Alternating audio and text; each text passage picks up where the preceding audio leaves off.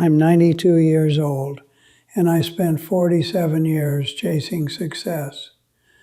I don't say that proudly. I don't even say it regretfully at this point. I say it the way a man finally puts down a truth he's been carrying too long.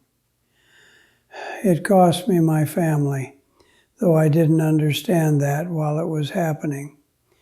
I only understood it when the house became too quiet, when the phone stopped ringing, and when the people I loved most began treating me like a visitor in their lives instead of a father or a husband.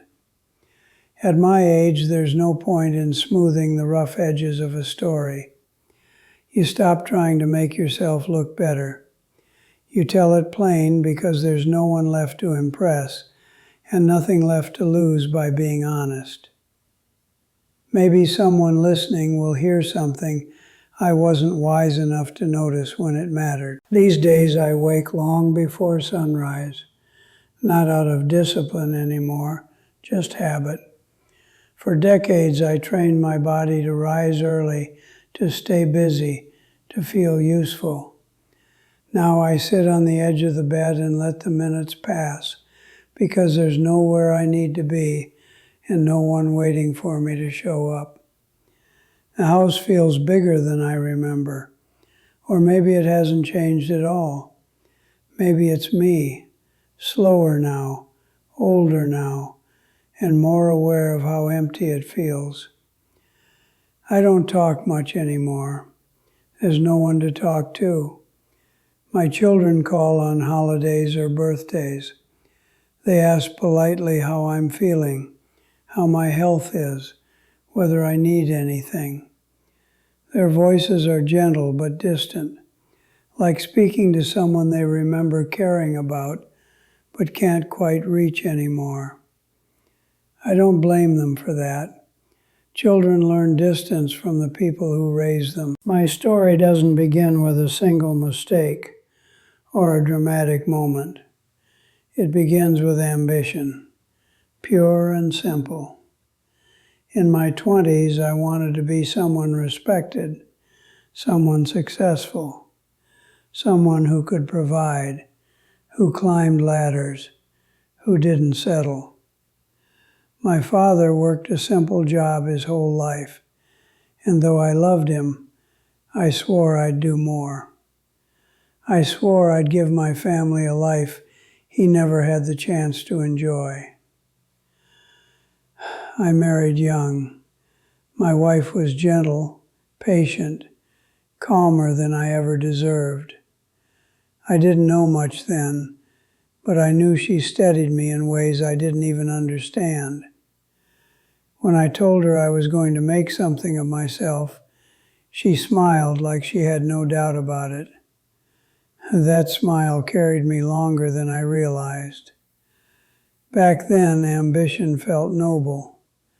I wasn't trying to avoid my family. I was trying to build for them. Or at least that's what I told myself. I used to leave the house before sunrise, leaning down to kiss her forehead and whisper that everything I was doing would pay off for us one day. She'd nod sleepily, trusting every word. That trust became the fuel I ran on. It made every long hour feel justified. In my early 30s, life sped up. Promotions, responsibilities, deadlines. I was always climbing, always chasing the next step. My son was born during a winter storm, and I missed most of the labor because I was at the office finishing a project. I arrived in time to hold him, but not in time to hold her hand. She forgave me, or she said she did. I didn't question it. Work was demanding, and babies don't remember who was in the room, I told myself. My daughter came 3 years later. I made it to that birth, though just barely.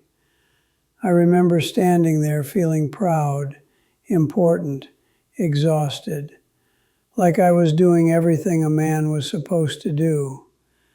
I didn't notice how tired my wife looked, or how alone she felt, even with me standing right next to her. By my 40s, I was spinning in a loop of meetings, late nights, business trips, early flights. I told myself every absence was temporary, every missed event was unavoidable, every forgotten birthday dinner could be made up on the weekend. My wife stopped asking me to slow down. She just smiled softly and said she understood. I believed her. I wanted to believe her, because the alternative was too uncomfortable, that I was choosing work over them, not by accident, but by habit. I missed my son's first football game because I stayed late preparing a presentation. I missed my daughter's school play because I was on a plane. I promised each of them I'd be there next time. But next time became another promise, another excuse, another moment they learned not to expect me. Regret doesn't arrive in a loud crash. It comes quietly, like dust in a room you never clean. It builds so slowly you stop noticing it until suddenly it's thick enough to choke you. My wife stopped leaving me notes on the counter, stopped reminding me of dinners, stopped waiting up. I told myself it was normal. Marriages change, children grow, routines settle. I didn't see that they weren't adjusting. They were drifting. At work, though, everything made sense. People shook my hand. They respected me. They needed me. Every problem they brought me made me feel important. I thought that meant I was doing something right. In my 50s, the distance between my family and me solidified into routine. My son stopped asking me to attend his games. My daughter stopped bringing me her drawings. My wife stopped trying to fill the silence between us. She'd sit beside me quietly, her presence steady but distant, and I didn't notice she had already begun grieving the marriage we might have had. I told myself she was tired, told myself kids go through phases, told myself everything was fine, but I was doing everything except being present. The moment that should have woken me up came far too late. My wife had a small stroke, not major, just enough to scare us both. I remember running into the hospital, breathless, terrified, realizing for the first time in decades that she was not permanent, that her trust and patience had limits, that her presence was something I had taken for granted. She survived, she recovered, but something was different afterward. She looked at me with gentleness, but there was something behind it, something that had settled quietly over the years. Something finished. I tried to take time off work. That effort lasted 2 weeks before the company insisted they needed me. And because I didn't know how to stop being needed, I went back. My wife told me she'd be fine, and I let myself believe her because believing the truth would have required changing my life. She grew quieter in the years after, not sad, just resigned. She filled her days with gardening, with reading, with neighbors, with a life that didn't require my participation.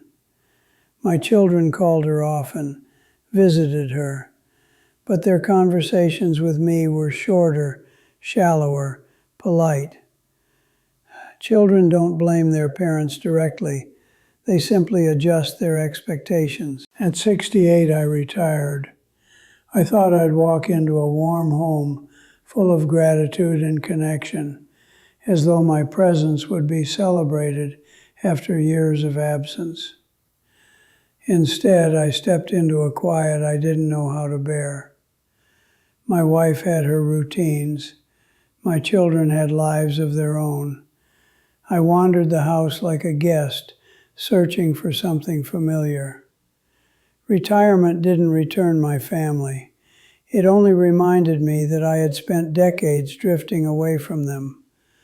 The real breaking point came when my wife passed away in her sleep at 74. Peaceful, they said. Gentle. Easy. It wasn't easy for me. I sat beside her for hours that morning. I held her hand and traced the lines on her palm, lines I had watched deepen over the years without ever really seeing them.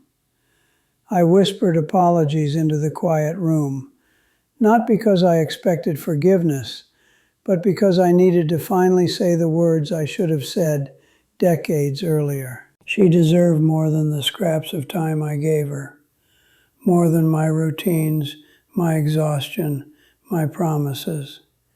She deserved a husband who paid attention.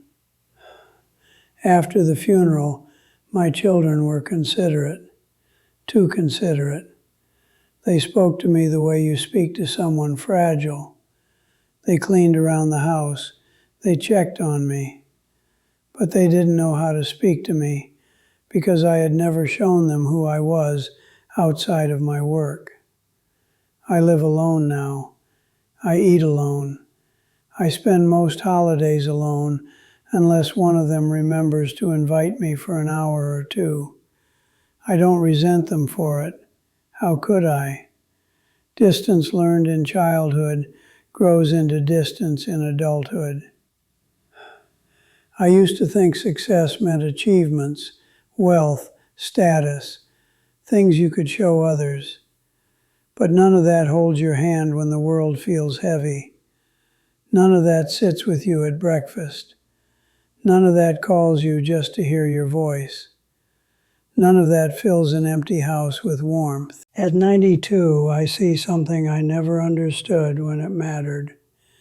You don't lose your family through a single mistake.